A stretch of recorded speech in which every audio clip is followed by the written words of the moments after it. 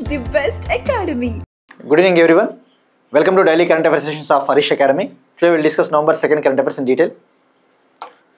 Ivalti mana first topic Asia Pacific Economic Cooperation Summit. Asia Pacific Economic Cooperation Summit 2025. Asia Pacific ఆర్థిక సహకార శిఖరాగ్ర సమావేశం 2025. ఈ summit south కొరియాలోని జియోంగ్జూ సిటీలో 2 days పాటు జరిగింది. సౌత్ కొరియాలోని జియోంగ్జూ సిటీలో అక్టోబర్ 31 నుంచి నవంబర్ 1 వరకు జరిగింది. మనకి ఇక్కడ తెలుసుకోవాల్సింది ఎగ్జామ్ పాయింట్ ఆఫ్ వ్యూలో సమ్మిట్స్ కావచ్చు. ఇప్పుడు మనం సార్క్ గురించి, ఏషియాను, బిమ్స్టెక్ ఇటువంటి ఆర్గనైజేషన్స్ గురించి తెలుసుకుందాం. ఇప్పుడు తెలుసుకోవాల్సింది ఎపెక్, ఏషియా పసిఫిక్ ఎకనామిక్ కోఆపరేషన్. ఇది ఏ విధంగా అయితే సార్క్, బిమ్స్టెక్, ఏషియా లాగానో ఇది కూడా ఒక ఇంటర్ గవర్నమెంటల్ ఆర్గనైజేషన్. అంటే ఏంటి, ఇందులో కొన్ని దేశాలు సభ్యులుగా ఉంటాయి. ఇది ఒక ఎకనామిక్ కోఆపరేషన్కి సంబంధించిన ఒక కూటమి అని చెప్పవచ్చు. ఏషియా పసిఫిక్ ఎకనామిక్ కోఆపరేషన్, ఈ కూటమి అనేది ముఖ్యంగా ఏషియా పసిఫిక్ ప్రాంతంలో ఉన్న కంట్రీస్ ఇందులో మెంబర్స్గా ఉంటాయి. ముఖ్యంగా ఈ పసిఫిక్ రిమ్ ఓషన్, ఈ పసిఫిక్ ఓషన్ ప్రాంతంలో ఉన్న countries, Asian and Pacific ocean countries. Exam point of view మనం తెలుసుకోవాల్సింది, ఫస్ట్ ఎప్పుడైనా ఒక ఆర్గనైజేషన్కి సంబంధించి సమ్మిట్ వార్తల్లో ఉన్నప్పుడు, ఆ సదస్సు వార్తల్లో ఉన్నప్పుడు, ఆ సదస్సు ఎన్నవ సదస్సు, అలానే ఈ ఆర్గనైజేషన్ గురించి మనం డీటెయిల్గా తెలుసుకోవాలి. ఫస్ట్ మనం ఎపెక్ సమ్మిట్ గురించి తెలుసుకున్న తర్వాత ఈ ఎపెక్ 2025 సమ్మిట్లో తీసుకొని వచ్చిన ఇంపార్టెంట్ డెసిషన్స్, నిర్ణయాల గురించి తెలుసుకుందాం.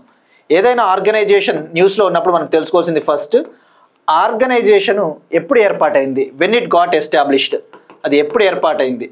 ఎపెక్ 1989లో ఏర్పాటైంది. ఏదైనా ఒక ఆర్గనైజేషన్ న్యూస్లో ఉన్నప్పుడు అది ఎప్పుడు ఏర్పాటైంది, వెన్ ఇట్ గాట్ ఎస్టాబ్లిష్డ్, దాని హెడ్ క్వార్టర్స్ ఎక్కడ, దాని ప్రధాన కార్యాలయం ఎక్కడ ఉంది, అందులో మెంబర్ కంట్రీస్ ఎన్ని ఉన్నాయి, సభ్య దేశాలు ఎన్ని ఉన్నాయి, అందులో ఇండియా అనేది మెంబరా కాదా. ఏదైనా ఒక ఆర్గనైజేషన్ న్యూస్లో ఉన్నప్పుడు ఫస్ట్ మనము క్వశ్చన్ చేసుకోవాల్సింది, అందులో ఇండియా మెంబరా కాదా. ఇక అలానే ఇప్పుడు జరుగుతూ ఉన్న ఎడిషన్ ఎన్నవ ఎడిషన్, ఇప్పుడు జరిగినది ఎన్నవ ఎడిషన్, నెక్స్ట్ ఎడిషన్ అంటే 2026లో ఎక్కడ జరగబోతూ ఉంది. అలా మనకి డీటెయిల్గా తెలుసుకున్నట్టయితే ఒక ఆర్గనైజేషన్ గురించి డీటెయిల్గా ఇన్ఫర్మేషన్ వస్తుంది. ఇక ఎపెక్ విషయానికి వస్తే ఇది 1989లో ఏర్పాటైంది. దీని head quarters Singapore, head quarters ప్రధాన కార్యాలయం సింగపూర్లో ఉంది. మెంబర్ కంట్రీస్ 21 ఉన్నాయి, 21 కంట్రీస్. మరి ఇందులో ఇండియా అనేది మెంబర్ కాదు, గుర్తుపెట్టుకోండి. భారతదేశం సభ్యదేశం కాదు.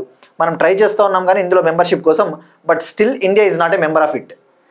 మరి ఇది ఎన్నవ ఎడిషన్, ఈ సంవత్సరం జరిగిన ఎడిషను 32nd ఎడిషన్, 32వ ఎడిషన్. ఎక్కడ జరిగింది 32వ ఎడిషను? సౌత్ కొరియాలోని జియోంగ్జూ సిటీ. ఇక నెక్స్ట్ ఎడిషన్ 2026లో ఎక్కడ జరగబోతా ఉంది అంటే చైనాలోని షెంజన్ సిటీ, చైనాలోని షెంజన్ సిటీలో 2026లో జరగబోతా ఉంది. ఇది మనకి ఒక ఆర్గనైజేషన్కి సంబంధించిన కంప్లీట్ ఇన్ఫర్మేషన్. మరి ఇప్పుడు ఈ సంవత్సరం జరిగిన సమ్మిట్కి థీమ్ ఏంటో ఒకసారి తెలుసుకోవాలి. Theme is not that much important, theme అనేది అంత ముఖ్యమైనది కాదు. మెయిన్గా ఏదైతే ఇండియా ఏదైతే కూటమిలో మెంబర్గా ఉందో ఆ సమ్మిట్స్కి సంబంధించి థీమ్ గుర్తుపెట్టుకుంటే సరిపోతుంది. కానీ ఇందులో ఇండియా మెంబర్ కాదు కాబట్టి థీమ్ అనేది అంత ఇంపార్టెంట్ కాదు. But anyway try to remember it, వీలైతే గుర్తుంచుకోండి. థీమ్ వచ్చేసి బిల్డింగ్ ఏ సస్టైనబుల్ టుమారో, బిల్డింగ్ ఏ సస్టైనబుల్ టుమారో అంటే ఈ సుస్థిరమైన రేపటి రోజు నిర్మించాలి అని చెప్పేసి అలాగా అర్థం వచ్చేలాగా థీమ్ పెట్టడం జరిగింది, బిల్డింగ్ ఏ సస్టైనబుల్ టుమారో. ఇక మరి ఇక్కడ తీసుకున్న ఇంపార్టెంట్ డెసిషన్స్ ఏంటంటే ఇందాక చెప్పుకున్నట్టు ఇది ఆర్థిక సహకార శిఖరాగ్ర సమావేశం, ఆసియా పసిఫిక్ ఎకనామిక్ కోఆపరేషన్. అంటే ఏంటి, ఈ 21 మెంబర్ కంట్రీస్ ఇక్కడ వీళ్ళు మీట్ అయ్యి కంట్రీస్ మధ్య ఏ విధంగా ఎకనామిక్ రిలేషన్స్ని, ట్రేడ్ని, వాణిజ్యాన్ని డెవలప్ చేయాలి, ఏ విధంగా వృద్ధి రేటును సాధించాలని చెప్పేసి నిర్ణయాలు తీసుకుంటారు. ఈ 2025 సమ్మిట్లో ఒక డిక్లరేషన్ తీసుకొని వచ్చారు, జియోంగ్జూ డిక్లరేషన్. జియోంగ్జూలో జరిగింది కాబట్టి ఆ సదస్సు జియోంగ్జూ డిక్లరేషన్. వాడు డైరెక్ట్గా అడుగుతాడు ఎగ్జామ్లో. ఎలా అడుగుతాడంటే ఇటీవల మనం వార్తల్లో జియోంగ్జూ డిక్లరేషన్ని చూసాము, అది దేనికి సంబంధించిందని చెప్పేసి 4 ఆప్షన్లు ఇస్తాడు. ఎపెక్, ఏషియాను, సార్క్, బిమ్స్టెక్ అని చెప్పేసి. మరి దీని ముఖ్య ఉద్దేశం ఇందాక చెప్పుకున్నట్టు ట్రేడ్ని, ఈ దేశాల మధ్య ట్రేడ్ని డెవలప్ చేయాలి. మనం ఇప్పుడు చూస్తూ ఉన్నాం ఎక్కువగా ట్రేడ్ వార్ నడుస్తూ ఉంది. ముఖ్యంగా యుఎస్ఏకి చైనాకి కావచ్చు, యుఎస్ఏకి ఇండియాకి కావచ్చు. ఇక ఈ సమ్మిట్లో భాగంగా Donald Trump, USA president Donald Trump China president జిన్పింగ్ను కూడా మీట్ అయ్యాడు. సౌత్ కొరియాలోని బూసన్ సిటీలో. ఎక్కడ మీట్ అయ్యాడు? సౌత్ కొరియాలోని బూసన్ పట్టణంలో జింపింగ్తో ట్రంప్ మీట్ అయ్యి కొన్ని నిర్ణయాలు తీసుకున్నారు. ఒక 1 year ట్రేడ్ అగ్రిమెంట్ కుదుర్చుకున్నారు. అమెరికా చైనా 1 సంవత్సరం పాటు ఒక ట్రేడ్ అగ్రిమెంట్ని. ఆ ట్రేడ్ అగ్రిమెంట్లో భాగంగా ఏం నిర్ణయాలు తీసుకున్నారంటే అమెరికా చైనా పైన టారిఫ్స్ ఏవైతే ఉన్నాయో సుంకాలని తగ్గించాలని చెప్పేసి నిర్ణయం తీసుకునింది. మొన్నటి వరకు అమెరికా చైనా పైన 57% టారిఫ్స్ వేసింది, 57% సుంకాలు. ఇప్పుడు వాటిని 47%కి తగ్గిస్తా ఉన్నట్టు అమెరికా ప్రకటించింది. America decided to reduce the tariff rates from 57% to 47% on China. ఎందుకంటే చైనా మనం తెలుసుకున్నాం అమెరికాకి రేర్ ఎర్త్ ఎలిమెంట్స్, ఈ అరుదైన భూమూలకాలని సప్లై చేయడంలో కొన్ని ఆంక్షలు విధించింది, ఎక్స్పోర్ట్ చేయడం లేదని చెప్పేసి. ఇప్పుడు ఈ 1 year ట్రేడ్ అగ్రిమెంట్లో భాగంగా చైనా అమెరికాకి రేర్ ఎర్త్ ఎలిమెంట్స్ని ఎక్స్పోర్ట్ చేయనుంది, ఎగుమతి చేయబోతా ఉంది. అమెరికా నుంచి చైనా సోయాబీన్ని దిగుమతి చేసుకోబోతా ఉంది. సోయాబీన్ అనేది అగ్రికల్చర్కి సంబంధించిన వ్యవసాయ పంట కదా. సోయాబీన్ దిగుమతుల్ని చైనా దిగుమతి చేసుకోబోతా ఉంది. సో ఇది మనకి మెయిన్గా ఇక్కడ గుర్తుపెట్టుకోవాల్సింది 47% టారిఫ్ ఆన్ చైనా అన్న విషయం గుర్తుపెట్టుకోండి. అదే ఇండియా పైన అయితే 50%. ఇండియాకి అమెరికాకి కూడా వాణిజ్య చర్చలు జరుగుతూ ఉన్నాయి. Once these trade talks gets completed, maybe if a trade agreement gets finalised, ఒకవేళ వాణిజ్య ఒప్పందం కనుక ఇండియాకి అమెరికాకి కుదిరినట్టయితే తప్పకుండా టారిఫ్స్ ఇంకా తగ్గే అవకాశం ఉంది. సో జియోంగ్జూ డిక్లరేషన్ గుర్తుపెట్టుకోండి. మరి ఆ 21 కంట్రీస్లో ఇంపార్టెంట్ కంట్రీస్ ఏమున్నాయో ఒకసారి తెలుసుకోవాలి వీలైతే. ఇవి 21 కంట్రీస్ ఒకసారి చదువుతాను, ఒకసారి వీలైతే గుర్తుపెట్టుకోండి, otherwise no need actually. Australia, Brunei, Canada, Indonesia, Japan, Singapore, South Korea, Malaysia, Thailand, USA, New Zealand, Philippines, China ఉంది, Hong Kong, Chile, Mexico, Chinese Taipei, Papua New Guinea, Vietnam, Russia, Peru also. అంటే ఇవన్నీ కూడా పెసిఫిక్ ఓషన్ ప్రాంతంలో ఉన్న countries, 21 member countries. So ఇది ఎపెక్ సమ్మిట్కి సంబంధించిన information. Next again international రిలేషన్స్లో భాగంగా India and it's relations with other countries, ఇతర దేశాలతో భారతదేశం సంబంధాలు, సత్సంబంధాలు. ఫిజీ కంట్రీకి ఇండియా ఏఆర్వి ఔషధాల సరుకును పంపింది. ఫిజీ దేశానికి ఏఆర్వి ఔషధాలు, ఇక్కడ ఏఆర్వి అంటే యాంటీ రెట్రోవైరల్ డ్రగ్స్ని ఇండియా పంపించింది హెల్త్ కోఆపరేషన్లో భాగంగా. ముఖ్యంగా ఇక్కడ యాంటీ రెట్రోవైరల్ డ్రగ్స్ అనేవి హెచ్ఐవి ట్రీట్మెంట్కి, ఈ హెచ్ఐవి ఎయిడ్స్ వ్యాధికి ట్రీట్మెంట్ ఇవ్వడం కోసం యాంటీ రెట్రోవైరల్ డ్రగ్స్ని ఇస్తారు. ఈ ఫిజీ కంట్రీలో ఈ పెరిగిపోతా ఉన్న ఈ కేసెస్ని కంట్రోల్ చేయడం కోసం, ఆ థెరపీ కోసం యాంటీ రెట్రోవైరల్ డ్రగ్స్ని ఇండియన్ గవర్నమెంట్ ఫిజీకి పంపింది. ఇది సౌత్ కోఆపరేషన్లో భాగంగా అని చెప్పవచ్చు, గ్లోబల్ సౌత్ కోఆపరేషన్లో. ఇక ఫిజీ ఎక్కడ ఉంది అంటే ఇది ఓషియానియా కంట్రీ, పసిఫిక్ ఓషన్లో. ఇక్కడ అబ్జర్వ్ చేస్తే ఆస్ట్రేలియా ఉంది, ఫిజీ చిన్న ఐలాండ్, ద్వీపము. సో ఇది ఆస్ట్రేలియా. సో ఇది health cooperation between India and Fiji. Next one again international relations point of వ్యూలో తజికిస్తాన్లోని ఐని వైమానిక స్థావరం నుండి వైదొలిగిన భారతదేశం. తజికిస్తాన్లోని ఐని వైమానిక స్థావరం నుండి వైదొలిగిన భారతదేశం. India exit from Ayni air base of Tajikistan. India exited from Ayni air base of Tajikistan. ఇక్కడ ఆర్టికల్ చూస్తే ఇవాళ ఈ తజికిస్తాన్ చెందిన air base, Ayni air base ఏదైతే ఉందో, ఈ ఐని ఎయిర్ బేస్ నుంచి ఇండియా అనేది వైదొలగడము, ఎగ్జిట్ అవ్వడం అనేది it's like a setback to strategic diplomacy of India అని చెప్పేసి కాంగ్రెస్ లీడర్ జైరాం రమేష్ చెప్తా ఉన్నారు. అంటే మనకి ఇక్కడ తెలుసుకోవాల్సింది ఐని ఎయిర్ బేస్ యొక్క ప్రాముఖ్యత ఏంటి. మనం ఇటీవల చూసాం air base, Bagram air base గురించి కూడా ఆఫ్ఘనిస్తాన్లో. ఇక్కడ ఎయిర్ బేస్ అంటేనే ఇట్స్ లైక్ ఎన్ ఎయిర్పోర్ట్, ఇది ఒక ఎయిర్పోర్ట్ మాదిరి. ముఖ్యంగా మిలిటరీ ఎయిర్ క్రాఫ్ట్లు, ఈ వైమానిక మిలిటరీ ఎయిర్ క్రాఫ్ట్స్, యుద్ధ విమానాలు దిగడానికి, ల్యాండ్ అవ్వడానికి ఒక వైమానిక స్థావరము. దీన్ని ఇండియా అండ్ తజికిస్తాన్ గవర్నమెంట్ సంయుక్తంగా హ్యాండిల్ చేస్తూ ఉన్నాయి. జాయింట్గా 2002 నుంచి 2002 సంవత్సరం నుంచి సంయుక్తంగా నిర్వహిస్తూ ఉన్నాయి ఇండియా అండ్ తజికిస్తాన్ గవర్నమెంట్. ఇక్కడ తజికిస్తాన్ అనేది సెంట్రల్ ఏషియన్ కంట్రీ. మనకి central Asian countries Kazakhstan, Kyrgyzstan, Tajikistan ఇవి ఉంటాయి కదా. మరి ఇప్పుడు తజికిస్తాన్కు చెందిన ఈ ఐని ఎయిర్ బేస్ నుంచి దాదాపు 2 decades తర్వాత, 20 ఏళ్ల తర్వాత వైదొలగడం అంటే ముఖ్యంగా మనము అక్కడ పరపతిని కోల్పోతా ఉన్నట్టే. ఆ సెంట్రల్ ఏషియన్ కంట్రీస్లలో మన యొక్క పరపతి, we're losing leverage. It's like a setback to our strategic diplomacy, we're losing leverage there అని చెప్పేసి చెప్తా ఉన్నారు. మరి ఏ విధంగా మనం చూస్తా ఉన్నాం సెంట్రల్ ఏషియన్ కంట్రీస్లో ఆల్రెడీ చైనా ఇన్ఫ్లుయెన్స్ పెరుగుతూ ఉంది because of its abundant natural reserves present there.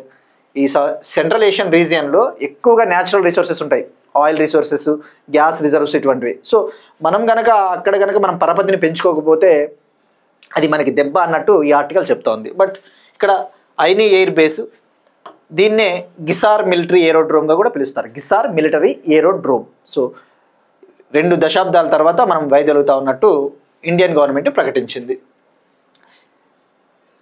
So ఇక బాగ్రామ్ ఎయిర్ బేస్ గురించి కూడా ఇవాళ డిస్కస్ చేసుకున్నాం. ఆఫ్ఘనిస్తాన్లోనే అతిపెద్ద ఎయిర్ బేసు బాగ్రామ్ ఎయిర్ బేస్ని అమెరికా తిరిగి ఆక్యుపై చేసుకోవాలి, అమెరికా తిరిగి స్వాధీనం చేసుకోవాలని చెప్పేసి కూడా ప్లాన్ చేస్తూ ఉంది. సో డైరెక్ట్గా అడుగుతాడు ఈ ఐనీ ఎయిర్ బేస్ ఏ కంట్రీ అని చెప్పేసి. ఇక్కడ చూస్తే ఇక్కడ ఉంది Tajikistan Ayni air base. Next one international Aryan summit 2025. International Aryan summit 2025 అంతర్జాతీయ ఆర్యన్ సదస్సు 2025 న్యూఢిల్లీలో జరిగింది. అక్టోబర్ 31న న్యూఢిల్లీలోని రోహిణి అనే ప్రాంతంలో జరిగింది. ఇక్కడ ఆర్యన్, ఈ వర్డ్ ఆర్యాస్ మన ఏన్షియంట్ హిస్టరీలో ఆర్యన్స్ గురించి చదివే ఉంటారు. ఆర్యన్స్ మరి ఇది మోడర్న్ హిస్టరీకి కూడా మనం లింక్ చేసుకోవచ్చు. మోడర్న్ హిస్టరీకి ఆర్య సమాజము మెయిన్ ముఖ్య ఉద్దేశం ఏంటంటే ఆర్య సమాజానికి సంబంధించిన ప్రిన్సిపల్స్, ఈ ఫిలాసఫీ లేదంటే ఏవైనా ముఖ్యమైన ప్రిన్సిపల్స్ ఉంటాయి కదా, ఆర్య సమాజానికి సంబంధించిన ప్రిన్సిపల్స్ని అమలు చేయాలి అన్నదే ముఖ్య ఉద్దేశం, ఈ సమ్మిట్ ముఖ్య ఉద్దేశం. ఆర్య సమాజం మోడర్న్ హిస్టరీలో చదివే ఉంటారు. 1875లో ఏర్పాటైంది, బాంబేలో ఏర్పాటైంది. 1875లో బాంబేలో ఏర్పాటైంది. దీన్ని ఏర్పాటు చేసిన వ్యక్తి దయానంద సరస్వతి. ఈ దయానంద సరస్వతి ఒక స్లోగన్ ఇచ్చాడు, గో బ్యాక్ టు వేదాస్. అంటే మనం వేదాలలో ఉన్న సారాన్ని గ్రహించాలి. మన వేదాలు ఏం చెప్తా ఉన్నాయి, ఐడల్ వర్షిప్ ఉండకూడదు, అంటే విగ్రహారాధన వద్దు, క్యాస్ట్ డిస్క్రిమినేషన్ వద్దు, ఈ కుల వివక్ష అనేది ఉండకూడదు, సోషల్ రీఫార్మ్స్, ఈ సమాజంలో మార్పులు తీసుకురావాలి అన్న ప్రిన్సిపల్స్ని దయానంద సరస్వతి ఈయన పాటించాడు. ఈయన ఏర్పాటు చేసిన ఒక సమాజమే ఆర్య సమాజ్. ఈ ఆర్య సమాజ్ కూడా సేమ్ ప్రిన్సిపల్స్ మీద పనిచేస్తుంది. మరి ఆ ప్రిన్సిపల్స్ని అప్హోల్డ్ చేయాలి, వాటిని అందరూ పాటించాలి అంటే ఇటువంటి సమ్మిట్స్ అవసరం అని చెప్పేసి ఇంటర్నేషనల్ ఆర్యన్ సమ్మిట్ 2025ని న్యూఢిల్లీలో నిర్వహించడం జరిగింది. ఇందులో ఈ సమ్మిట్కి దేశవ్యాప్తంగా అలానే ఫారిన్ కంట్రీస్లో ఉన్న ఆర్యన్ యూనిట్స్, ఈ ఆర్య సమాజ్కి సంబంధించిన యూనిట్లు కూడా అటెండ్ అయ్యాయి. ఈ సందర్భంగా ప్రైమ్ మినిస్టర్ నరేంద్ర మోడీ గారు దయానంద సరస్వతి గారి యొక్క బర్త్ యానివర్సరీ సెలబ్రేషన్స్లో భాగంగా 200th బర్త్ యానివర్సరీ సెలబ్రేషన్స్లో భాగంగా 200వ జయంతి వేడుకల్లో భాగంగా 200 రూపీస్ కాయిన్ని రిలీజ్ చేశారు. అలానే ఈ ఆర్య సమాజ్ ఏర్పాటయ్యి 150 ఇయర్స్ పూర్తయిన సందర్భంగా 150 రూపీస్ కాయిన్ని కూడా రిలీజ్ చేశారు. మొన్ననే మనం తెలుసుకున్నాం సర్దార్ వల్లభాయ్ పటేల్ గారి బర్త్ యానివర్సరీ సందర్భంగా 150 రూపీస్ కాయిన్ రిలీజ్ చేశారు. అలానే ఇప్పుడు ఈ సమ్మిట్లో భాగంగా 200 rupees coin, 150 rupees coin release చేయడం జరిగింది. సో ఇది international Aryan summit 2025 information. So ఇక్కడ దయానంద సరస్వతి గారు 1824లో జన్మించారు, ఆ విషయం గుర్తుపెట్టుకోండి. ఆల్రెడీ ఈయన జన్మించి 200 ఇయర్స్ అయింది. ఆ సెలబ్రేషన్స్కి కంటిన్యూషన్లో భాగంగానే 200 రూపీస్ కాయిన్ని విడుదల చేశారు. సో 1824లో దయానంద సరస్వతి గారు జన్మించారు. ఇవి coins. Next one Aadhaar vision 2032. UIDI ఈ ఆధార్కు సంబంధించిన ఒక authority, unique identification authority of India, ఈ డిజిటల్ ఫ్రాడ్ని అరికట్టడం కోసం ముఖ్యంగా ఈ ఆధార్ డేటాను ఎక్కువగా ఫోర్జరీ చేస్తూ ఉన్నారు, ఈ ఆధార్ని మిస్యూజ్ చేయడము. సో ఈ ఇండియన్ సిటిజన్స్ యొక్క డేటా అనేది భద్రంగా లేదు. సో భద్రంగా ఉంచాలి అంటే డేటా సెక్యూరిటీని సాధించాలి అంటే సేఫ్గా డేటా సెక్యూరిటీని సాధించడం కోసము AI బ్లాక్ చైన్ టెక్నాలజీల ఆధారంగా నడిచే ఒక విజన్ డాక్యుమెంట్ని UIDI లాంచ్ చేసింది, ఆధార్ విజన్ 2032. సో దీని ముఖ్య ఉద్దేశం to ensure the control of digital risks, to ensure the data security and to ensure the cyber security అని చెప్పవచ్చు. Next one UNESCO creative city of గ్యాస్ట్రోనమీగా లక్నో ఎంపిక. UNESCO, United Nations Educational, Scientific and Cultural Organization. ఈ UNESCO creative cities పేరిట కొన్ని సిటీస్ని select చేస్తుంది different ఏరియాస్లలో. అంటే ఇక్కడ గ్యాస్ట్రోనమీ అంటే ఈ ఫుడ్కి సంబంధించి, లైక్ ఇప్పుడు ఒక్కొక్క ప్రాంతంలో ఒక్కొక్క ఫుడ్ అనేది చాలా టేస్టీగా ఉంటుంది, ప్రాముఖ్యత ఉంటుంది. ఫర్ ఎగ్జాంపుల్ హైదరాబాద్ అంటే బిర్యానీ. అట్లనే ఈ లక్నో, ఉత్తరప్రదేశ్ చెందిన ఈ లక్నోలో అవధ్ వంటకాలు, అవధ్ ప్రాంతానికి చెందిన వంటకాలు, ఆ క్యులినరీ అనేది చాలా ఫేమస్ అని చెప్పేసి ఇప్పుడు యునెస్కో లక్నోని సెలెక్ట్ చేసింది క్రియేటివ్ సిటీ ఆఫ్ గ్యాస్ట్రోనమీగా. ఇక్కడ మనం తెలుసుకోవాల్సింది ఫస్ట్ యునెస్కో చెందిన creative city network, creative cities network. ఇప్పుడు లక్నో అనేది గ్యాస్ట్రానమీ ఈ ఫుడ్ కేటగిరీలో సెలెక్ట్ అయింది. మరి ఈ క్రియేటివ్ సిటీ నెట్వర్క్స్ అనేది డిఫరెంట్ కేటగిరీస్లో ఇవ్వడం జరుగుతుంది. లైక్ ఆర్ట్స్ కావచ్చు, కళలు, అంటే ఒక్కొక్క సిటీలో ఒక్కొక్క ప్రాంతంలో కొన్ని కళలు ఫేమస్ ఉంటాయి. లిటరేచరు, ఈ సాహిత్య రంగానికి సంబంధించి ఇదొక కేటగిరీ. ఇట్లా కొన్ని కేటగిరీస్ ఉంటాయి. ఈ కేటగిరీస్లో ఒక్కొక్క కేటగిరీ నుంచి ఒక్కొక్క సిటీని సెలెక్ట్ చేస్తుంది. ఇప్పుడు ఈ గ్యాస్ట్రానమీ కేటగిరీలో తీసుకుంటే, ఈ ఫుడ్ కేటగిరీలో తీసుకుంటే ఇండియాలో ఇది రెండవ సిటీ. ఫస్ట్ హైదరాబాద్ ఉంది. ఇండియాలో Hyderabad already creative city of గ్యాస్ట్రోనమీగా గతంలో సెలెక్ట్ అయింది. ఇప్పుడు లక్నో. మొన్న అక్టోబర్ 31న వరల్డ్ సిటీస్ డే జరిగింది. October 31 World Cities Day. ఈ వరల్డ్ సిటీస్ డే సందర్భంగా, ప్రపంచ నగరాల దినోత్సవం సందర్భంగా ఈ సంవత్సరం యునెస్కో ఈ క్రియేటివ్ సిటీస్ నెట్వర్క్లో కొత్తగా 58 సిటీస్ని యాడ్ చేసింది. ఈ సంవత్సరం యునెస్కో 58 సిటీస్ని యాడ్ చేసింది. This year on the occasion of World Cities Day on October 31st, UNESCO added 58 cities to the Creative Cities Network. మరి ఇందాక తెలుసుకున్నాం గ్యాస్ట్రోనమీ కేటగిరీలో ఫస్ట్ హైదరాబాదు, సెకండ్ లక్నో. మరి ఇంకా ఓవరాల్గా ఇండియాలో ఎన్ని ఉన్నాయి అటువంటివి అంటే లక్నోతో కలుపుకుంటే 9 ఉన్నట్టు చెప్పవచ్చు. 9 ఓవరాల్గా ఇండియాలో మొత్తం క్రియేటివ్ సిటీలు లక్నోతో కలుపుకుంటే 9. మరి మిగతా 8 ఏవో కూడా ఒకసారి తెలుసుకోవాలి. క్రాఫ్ట్స్, ఫోక్ ఆర్ట్స్ కేటగిరీలో, క్రాఫ్ట్స్ అంటే కళలు, ఫోక్ ఆర్ట్స్ కేటగిరీలో శ్రీనగర్ ఉంది, జమ్మూ కాశ్మీర్. జైపూర్ కూడా క్రాఫ్ట్స్ అండ్ ఫోక్ ఆర్ట్స్ కేటగిరీలో జైపూర్, రాజస్థాన్ ఉంది. ముంబై ఫిల్మ్ కేటగిరీలో ముంబై ఉంది. హైదరాబాద్ గ్యాస్ట్రానమీ, హైదరాబాద్ 2019లో యాడ్ అయింది. ఇక Chennai creative city of music, ఈ యొక్క మ్యూజిక్ రంగంలో. ఇక Varanasi again creative city of music. Kozhikode Cochin Kerala city of literature, అంటే సాహిత్య రంగానికి సంబంధించి ఇది సెలెక్ట్ అయింది. ఇక Gwalior city of music, Gwalior city of music. So ఓవరాల్గా 9 క్రియేటివ్ సిటీస్ ఇండియాలో ఉన్నాయి అన్న విషయం గుర్తుపెట్టుకుంటే సరిపోతుంది. నెక్స్ట్ వన్, జమ్మూ కాశ్మీర్కి సంబంధించిన ఒక టాపిక్. ద్వైవార్షిక దర్బార్ తరలింపు తిరిగి ప్రారంభం. జమ్మూ కాశ్మీర్లో ఈ ప్రజలకి అడ్మినిస్ట్రేషన్ని దగ్గరగా చేర్చడం కోసం, ముఖ్యంగా జమ్మూ కాశ్మీర్లో ఇప్పుడు సమ్మర్ వచ్చినప్పుడు ఒకలా ఉంటుంది వెదరు, వింటర్ వచ్చినప్పుడు ఎక్కువగా ఈ హార్ష్ క్లైమాటిక్ కండిషన్స్ ఉంటాయి. సో ముఖ్యంగా ఈ జమ్మూ కాశ్మీర్ ప్రాంతంలో ప్రజలు తమకు అవసరమైన ఈ పరిపాలనా సేవలు పొందాలి అన్నా కూడా అక్కడ కొద్దిగా కనెక్టివిటీ సరిగా ఉండదు. పూర్ రోడ్ కనెక్టివిటీ, రోడ్డు సదుపాయాలు సరిగా ఉండవు. ఫర్ ఎగ్జాంపుల్ జమ్మూ కాశ్మీర్లో శ్రీనగర్ ఏదైతే ఉందో ఇది సమ్మర్ క్యాపిటల్గా ఉంటుంది. అక్కడ అంటే ఈ ఎండాకాలంలో ప్రజలకు అవసరమైన పరిపాలన అందించడం కోసము శ్రీనగర్కి షిఫ్ట్ చేస్తారు. అంటే పరిపాలనా బిల్డింగ్లు కావచ్చు, పరిపాలనని శ్రీనగర్ నుంచి నిర్వహిస్తారు సమ్మర్లో. అలానే వింటర్లో పరిపాలనని జమ్మూ నుంచి నిర్వహిస్తారు, అంటే వింటర్ క్యాపిటల్. సో ప్రజలకి అవసరమైన గవర్నెన్స్ని అందించడం కోసం, to ensure the smooth delivery of governance during the harsh climatic conditions due to poor road connectivity, Jammu Kashmir government decided to relaunch this Darbar Move initiative after 4 years. After 4 years, 4 ఏళ్ల తర్వాత ఈ దర్బార్ తరలింపుని తిరిగి ప్రారంభించింది. ఇక్కడ దర్బార్ అంటేనే మనకి government office అన్నట్టు అర్థము. అప్పుడు చివరిసారిగా 2021లో జరిగింది దర్బార్ తరలింపు కార్యక్రమం.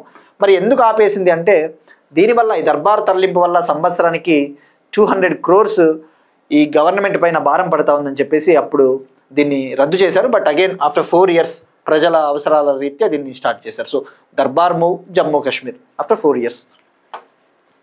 Next one, Andhra Pradesh current affairs. కాకినాడలో విద్యుత్ నౌకల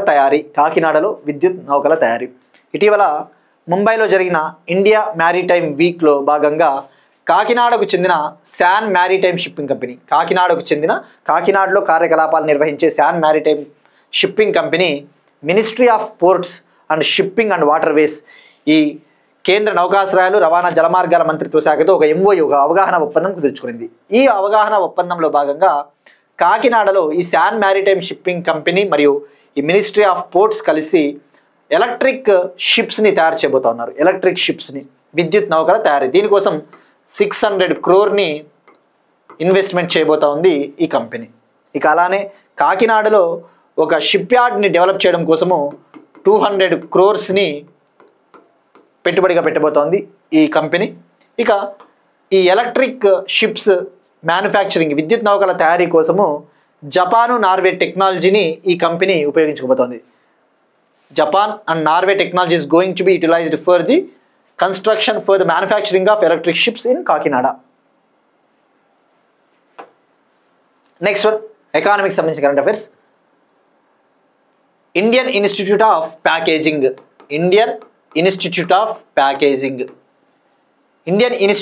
ప్యాకేజింగ్ సంబంధించిన ఒక సెంటర్ని, ఒక కేంద్రాన్ని బెంగళూరులో ప్రారంభించారు ministry of commerce and industry. ఈ పరిశ్రమలు వాణిజ్య మంత్రిత్వ శాఖ బెంగళూరులో ఇండియన్ ఇన్స్టిట్యూట్ ఆఫ్ ప్యాకేజింగ్ సంబంధించిన ఒక సెంటర్ని ప్రారంభించారు. మరి ఇక్కడ ఇండియన్ ఇన్స్టిట్యూట్ ఆఫ్ ప్యాకేజింగ్ అనేది ఇండియాలో ప్యాకేజింగ్ ఇండస్ట్రీ, ఈ ప్యాకేజింగ్ రంగంలో అంటే ఈ పరిశ్రమల్లో తయారు చేసే ప్రోడక్ట్స్ ఏవైతే ఉంటాయో ఆ ప్రోడక్ట్స్కి అవసరమయ్యే ప్యాకేజింగ్ మెటీరియల్ని తయారు చేయడం కోసము ఒక అటానమస్ బాడీ, ఒక స్వయం ప్రతిపత్తి కలిగిన సంస్థ ministry of commerce and industry కింద ఉంటుంది, పనిచేస్తుంది. దీని హెడ్ క్వార్టర్స్, ప్రధాన కార్యాలయము ముంబై. అయితే దీనికి సెంటర్స్ ఢిల్లీలో ఒకటి ఉంది, కోల్కతాలో ఒకటి ఉంది, చెన్నైలో ఒకటి ఉంది, హైదరాబాద్లో ఒకటి ఉంది. ఇప్పుడు బెంగళూరులో ఇంకొక సెంటర్ని ఏర్పాటు చేశారు, 5th సెంటర్ని. సో ఇక్కడ మనం తెలుసుకోవాల్సింది ఇండియన్ ఇన్స్టిట్యూట్ ఆఫ్ ప్యాకేజింగ్ అనేది ministry of commerce and industry కింద ఉండే ఒక అటానమస్ బాడీ. దీని ముఖ్య ఉద్దేశము ఈ ప్యాకేజింగ్ ఎడ్యుకేషన్, ఈ ప్యాకేజింగ్ ఇండస్ట్రీలో అవసరమైన రీసెర్చ్ని, డెవలప్మెంట్ని అభివృద్ధి చేయడం కోసము ఉండే ఒక విద్యా కేంద్రం అని చెప్పవచ్చు, ఒక రీసెర్చ్ సెంటర్ అని చెప్పవచ్చు. నెక్స్ట్ వన్, ఎన్విరాన్మెంట్ అండ్ బయోడైవర్సిటీకి సంబంధించిన కరెంట్ అఫైర్స్. మధ్యప్రదేశ్లో చిరుతలకు 3వ నిలయంగా మారనున్న నవరదేహి అభయారణ్యం. మధ్యప్రదేశ్లో చిరుతలకు 3వ నిలయంగా మారనున్న నవరదేహి అభయారణ్యం, నవరదేహి వైల్డ్ లైఫ్ శాంచురీ. ఈ వైల్డ్ లైఫ్ శాంచురీ మధ్యప్రదేశ్లో ఉంది. ఇప్పుడు ఈ Nauradehi wildlife sanctuary is going to be third home for cheetahs in Madhya Pradesh, in India itself. ఈ Nauradehi wildlife sanctuary is going to be third home for cheetahs in India. మరి ఇక్కడ first cheetahs గురించి తెలుసుకోవాలా. మనం previous క్లాస్లో discuss చేసుకున్నాం. 2022లో project చీతాని Indian government launch చేసింది. ఈ ప్రాజెక్ట్ చీతాలో భాగంగా తొలిసారిగా వేరే ఖండం నుంచి ఇంకొక ఖండంలోకి చీతాలని ట్రాన్స్లోకేట్ చేశారు. ఇండియాలో 1952లోనే చీతాలు అంతరించిపోయాయని చెప్పేసి కేంద్ర ప్రభుత్వము లెక్కలు, 1952లోనే కేంద్ర ప్రభుత్వ లెక్కల ప్రకారం 1952లోనే చీతాలు అంతరించిపోయాయి.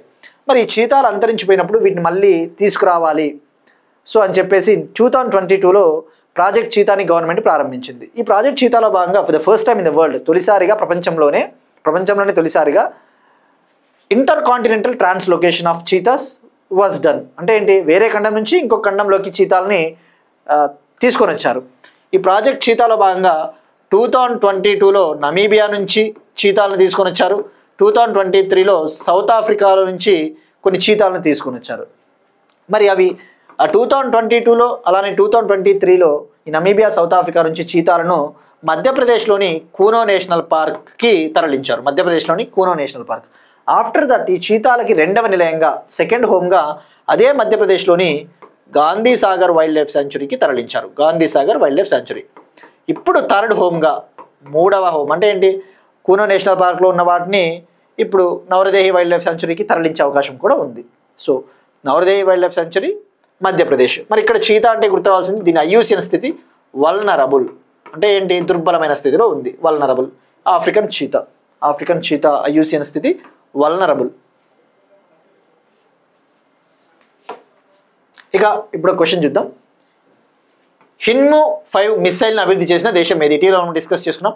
హిన్ము 5 మిస్సైల్ను ఇటీవల టెస్ట్ చేసింది ఒక కంట్రీ. ఆ కంట్రీ పేరేది? ఇక నిన్న అడిగిన క్వశ్చన్ పిఎం శ్రీ స్కీమ్. ఇది ఇండియాలో 14,500 స్కూల్స్ని డెవలప్ చేయడం కోసం 14,500 స్కూల్స్ని లైక్ మోడర్నైజ్ చేయాలి, అభివృద్ధి చేయాలి అని చెప్పేసి union government ministry of education 2022లో లాంచ్ చేసింది. దీని వ్యాలిడిటీ 2022-23 నుంచి 2026-27 వరకు, అంటే అబౌట్ 5 years దీని వ్యాలిడిటీ. దీనికోసం 27,360 crore 27,320 కోట్లు కేటాయించింది. అయితే ఇది సెంట్రల్లీ స్పాన్సర్డ్ స్కీమ్, గుర్తుపెట్టుకోండి. Centrally sponsored scheme in the sense కేంద్ర ప్రాయోజిత పథకం. ఇందులో కేంద్ర ప్రభుత్వం కొద్దిగా షేర్ ఇస్తుంది, రాష్ట్ర ప్రభుత్వాలు కూడా కొన్ని డబ్బులు పెట్టుకుంటాయి. ఇక ఇటీవల కేరళ జాయిన్ అయింది, అయితే but still it is put in hold. Kerala దాన్ని అమలు చేయడానికి ఇంకా యోచిస్తూ ఉంది అని చెప్పవచ్చు, because of resistance from there.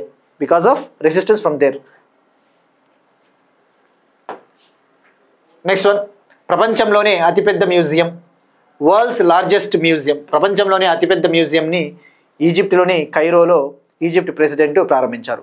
ఈజిప్ట్లోని కైరోలో దీన్ని 8,320 crore దీన్ని నిర్మించారు. మరి ఇక్కడ ఈజిప్ట్ అంటేనే గుర్తొచ్చేది గాజా పిరమిడ్లు. అయితే ఈజిప్షియన్ సివిలైజేషన్ ఏదైతే ఉందో, ఈజిప్ట్ నాగరికతకు సంబంధించిన ఆ పిరమిడ్లకు సంబంధించిన ఇన్ఫర్మేషను, ఆ సంస్కృతిని ప్రతిబింబించేలా ఈ మ్యూజియంని నిర్మించడం జరిగింది. World's largest museum, Egypt Cairo. Tanzania president persons in news appointments.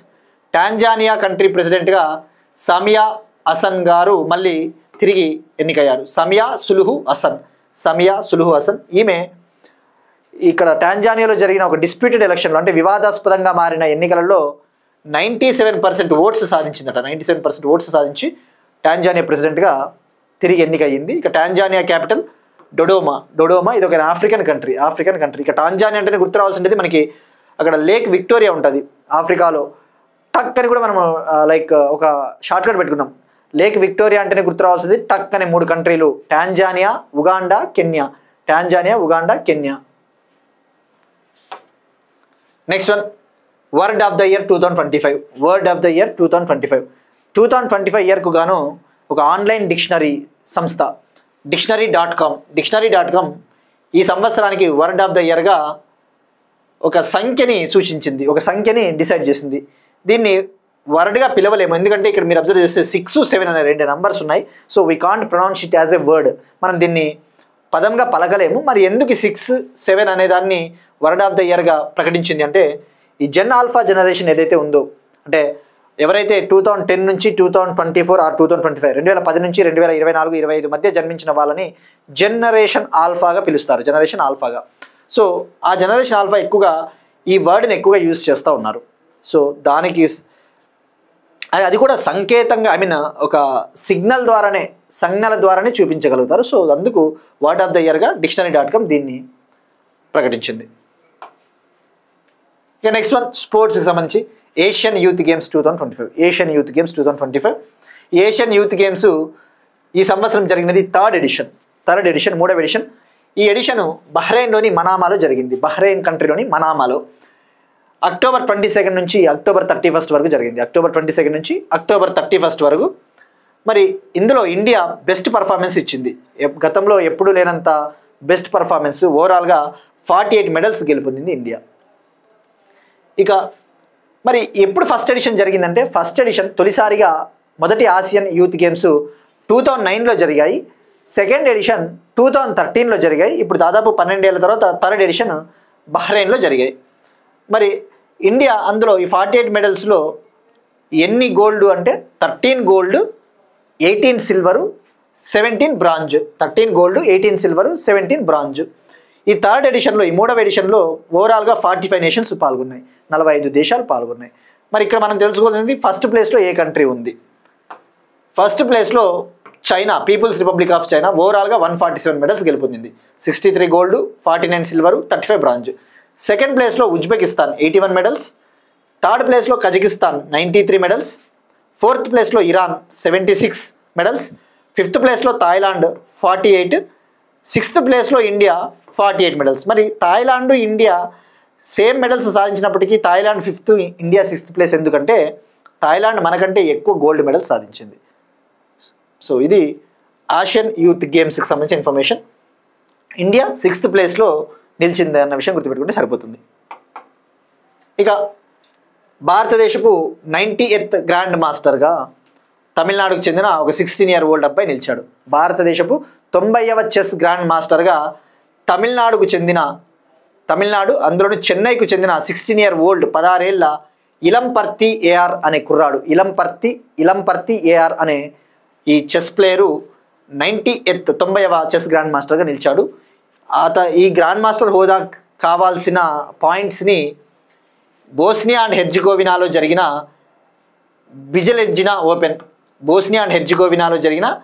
బిజెల్జినా ఓపెన్లో ఆ పాయింట్స్ సాధించాడు. బట్ మనకి జస్ట్ ఇక్కడ 90th గ్రాండ్ మాస్టర్ అంటే ఇలంపర్తి ఏఆర్, 89th గ్రాండ్ మాస్టర్గా ఎస్ రోహిత్ కృష్ణ, అతను కూడా చెన్నై. ఇక India's first chess grandmaster అంటే విశ్వనాథన్ ఆనంద్. ఇవి ఇవాల్టి కరెంట్ అఫైర్స్. మనం ఒకసారి క్విక్గా రీక్యాప్ చూద్దాం. APEC summit South Korea,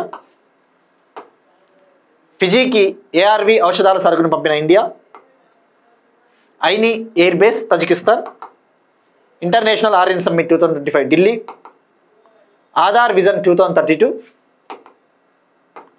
UNESCO creative city of గ్యాస్ట్రానమీగా లక్నో, దర్బార్ మూవ్ కార్యక్రమం జమ్మూ కాశ్మీర్, కాకినాడలో విద్యుత్ నౌకల తయారీ, Indian Institute of Packaging centre బెంగళూరులో ప్రారంభం, నౌరదేహి వైల్డ్ లైఫ్ సాంచురీ, ప్రపంచంలోనే అతిపెద్ద మ్యూజియం ఈజిప్ట్, టాంజానియా ప్రెసిడెంట్గా Samia Hassan, word of the year 2025 6-7, Asian youth games 2025, భారతదేశపు 90వ chess grandmaster. That's it. These are today's current affairs. We'll meet you next time. And thank you everyone.